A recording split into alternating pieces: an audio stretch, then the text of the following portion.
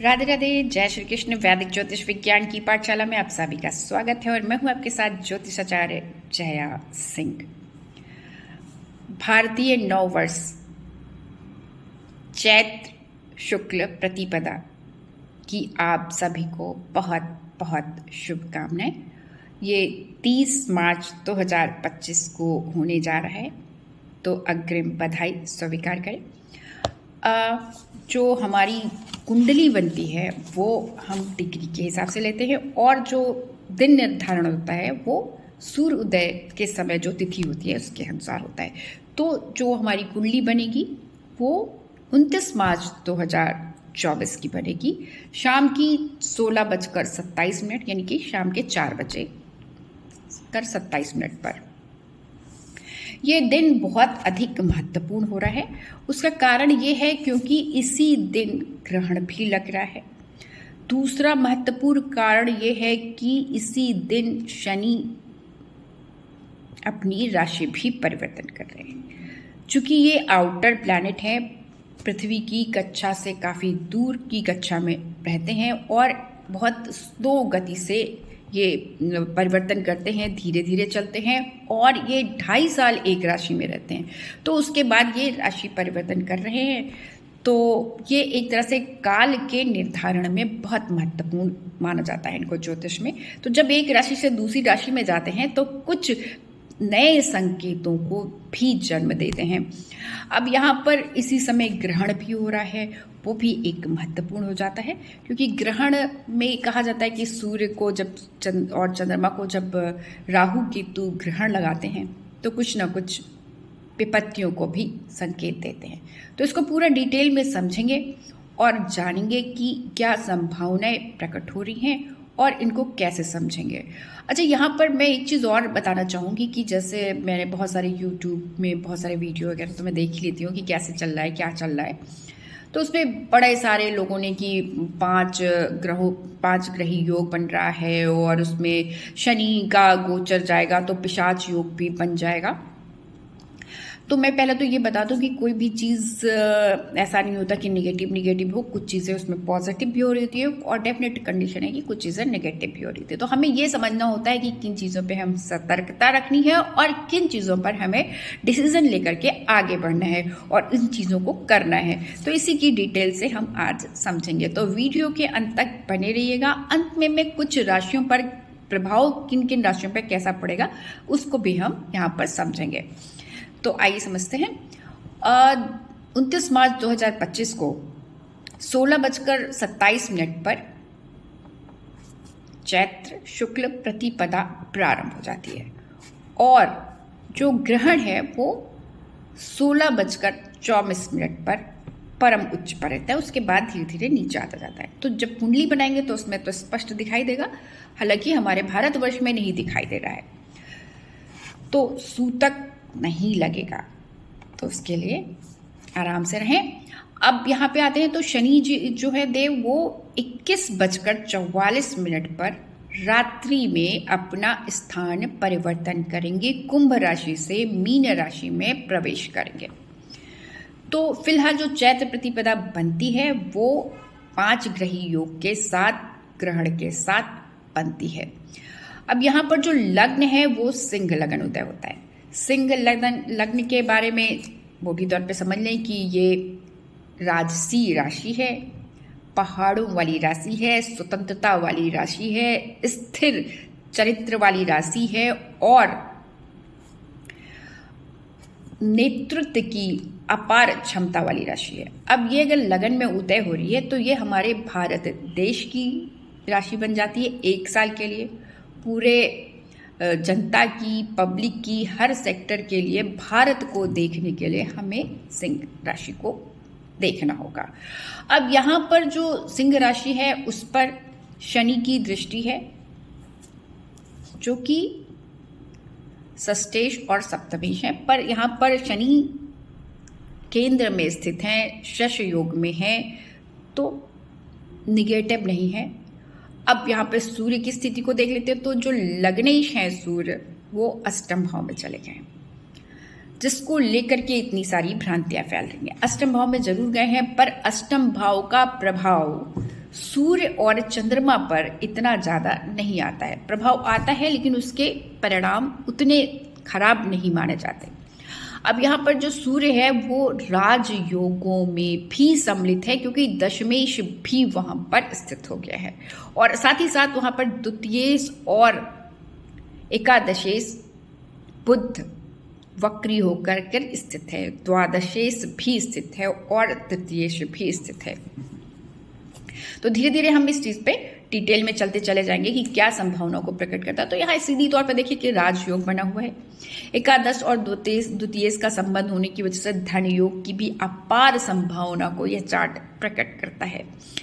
यहाँ पर जो कॉम्बिनेशन बना हुआ है जिसमें जो गुरु है वो दसम भाव में क्या है, अष्टमेश होकर के, और जो अष्टमेश है वो दसम भाव में आ गए हैं, जो सत्ता में परिवर्तन को भी दिखाते हैं, जिसके आधार पर ही ये लोग निर्णय दे रहे हैं कि सत्ता में परिवर्तन होने वाला है, मोदी जी का स्थान पर का सत्ता में परिवर्तन हो सकता है।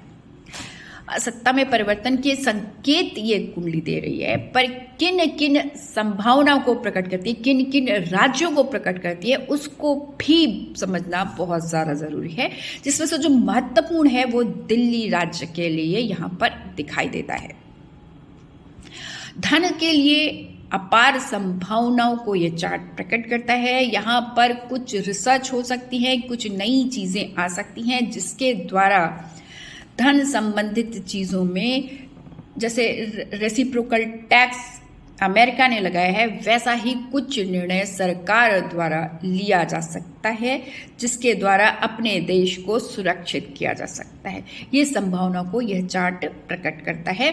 साथ ही साथ यहाँ पर जो सप्तमेश और षष्ठेश हैं शनि, वो सप्तम भाव में शशि योग बनाते हैं, परंतु अगर देखें तो बॉर्डर लाइन पर कुछ झड़पों के संकेत भी यहाँ पर दिखाई देता है, क्योंकि बॉर्डर को हम छठे भाव से देखते हैं और वहाँ पर मंगल की भी दृष्टि है, तो इस चीज़ को भी हम नकार नहीं सकते। यहाँ पर जो नवमेश और चतुर्थेश हैं वो मंगल बने हुए हैं जिन्होंने केतु को देख रखा है। यहाँ पर तृतीयेश का संबंध अष्टम भाव से होने की वजह से, जैसे कि अभी हमने जल्दी ही देखा कि एक्स यानी कि ट्विटर पर एक नया टूल आया है जिसको कहते हैं गॉर्क, और उसने पूरे देश में तहलका मचा के रखा हुआ है। कभी मोदी जी के ऊपर टिप्पणी करता है, कभी तेजस्वी यादव पे टिप्पणी करता है, तो कभी राहुल गांधी पे करता है और अनाप शनाप बोलता है। तो ये इन चीज़ों का इस्तेमाल सरकार के द्वारा, विपक्ष के द्वारा और जनता के द्वारा भी मिसयूज करने की संभावना है। इंफॉर्मेशन टेक्नोलॉजी का मिसयूज होने की संभावना को यह चार्ट क्लियरली प्रकट कर रहा है। तो सावधानी बहुत ज़रूरी है किसी भी इंफॉर्मेशन को लेकर के। अब मैं यहाँ देखती हूँ कि जो यहाँ पर जो विपक्ष की भूमिका है अगेन फिर से बहुत कमज़ोर दिखाई देती है और उसमें भी परिवर्तन के संकेत दिखाई देते हैं। साथ ही साथ किसी बड़ी बीमारी के संकेत भी दिखाई दे रहे हैं। वायु व्यापन बाहर के कंट्री द्वारा, विदेशी जो हमारी नेबर कंट्री हैं उनके द्वारा यूज़ किया जा सकता है, तो सावधानी ज़रूरी है। और ये जो बीमारी होगी वो जल से संबंधित मुझे ज़्यादा दिखाई देती है, क्योंकि मीन राशि जल तत्व राशि है और उसमें इतने सारे ग्रहों का जमावड़ा, जिसमें से शनि का भी ट्रांजिट हो जाएगा रात्रि काल में। और यहाँ पर एक चीज़ सबसे जो महत्वपूर्ण दिखती है वो ये भी दिखती है कि जो सिंह राशि है वो हमारी दिल्ली का भी लगन बनता है। और ऐसी कंडीशन पे जब शनि परिवर्तन कर रहे हैं और यहाँ से लेकर के और पूरे अप्रैल के महत्वपूर्ण दिन हैं, तारीखें हैं, मैं किसी दिन और बोल दूंगी, जिसमें से 29 तारीख, 30 तारीख, 7 तारीख, 3 तारीख अप्रैल की ये महत्वपूर्ण तिथियां हैं जब भूकंप के झटके आ सकते हैं, जिसमें बहुत सारे लोगों की क्षति पहुंचने की संभावना है, जिसमें आर्थिक क्षति भी हो सकती है और जो मनुष्यों की है उनकी भी होने की संभावना को यह चार्ट प्रकट करता है। इसमें से स्पेशली जो कि जल तत्व राशि है और जल तत्व डिस्टर्ब हो रहा है, वहां पर एक्टिव ज़्यादा हो रहा है, तो इसका मतलब सीधी सीधी तौर पर यह है कि सुनामी की संभावना भी इस वर्ष बहुत ज़्यादा है, जिसमें हमारा भारत देश भी उसी चपेट में आने का संकेत यहाँ से दिखाई देता है।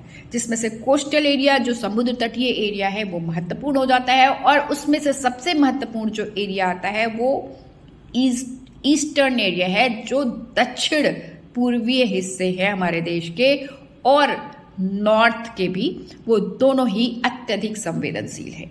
यानी कि नॉर्थ ईस्ट की तरफ भी और जो दक्षिण की तरफ के